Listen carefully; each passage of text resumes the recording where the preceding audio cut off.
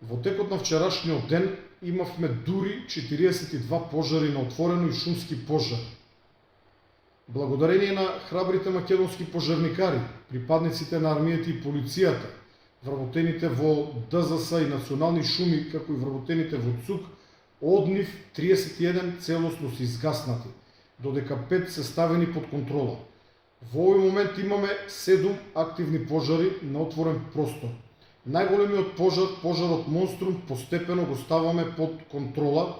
Кракот кон Јасен е се уште активен, иако со помал обем. Таму на лице место действуваат 20 на вработени во Јасен, подпомогнати со локални пожарникари со противпожарно возило од македонски брод. Вториот крак од овој тежок пожар, кракот кој што се движеше кон викет на селвата на езерото Козјак, е целосно изгаснат, се гледа горење или чадење во внатрешноста на изгореното, но над самата викет населба е изработен противпожарен појас, кој што во никој случај нема да дозволи преминување на оганот кон викет населбата, доколку истиот се реактивира.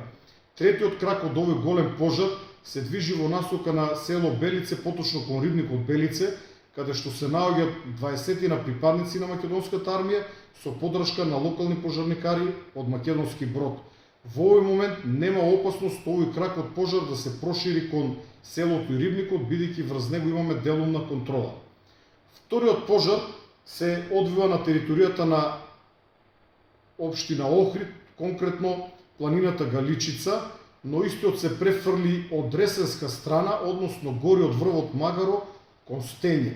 Врз овој пожар действуваат 18 храбри доброволци на Црвениот крст, односно дел од планинската спасителна служба од Охрид, кои што со хеликоптер ги пренесовме до врвот Магаро, од каде што постепено се спуштаат и действуваат врз овој пожар, каде што пред се гори трева и нискостеблесто растение.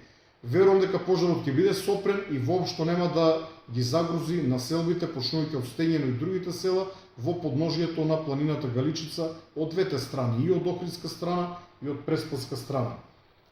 Третиот многу непријатен пожар, кој што синоќ ќе предизвика голема вознемиреност помеѓу населението во Пелагонискиот регион, е пожарот на територијата на општина Новаци, кој што во суштина се движи околу селата Полок, Скочивир, Грумази и Сливница, Тапевци и Гнилеш.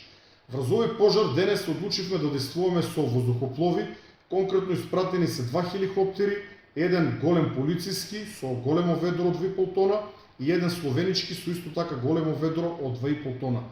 Гори пред се ниска вегетација, трева, но гори на тешко пристапен терен, на карпес терен, каде што дејството од земја е многу ограничено, но бидејќи самиот пожар може да се развие во други насоки и линијата на оганот на некои места можеби широки до 10 км, одлучивме да употребиме воздухоплови.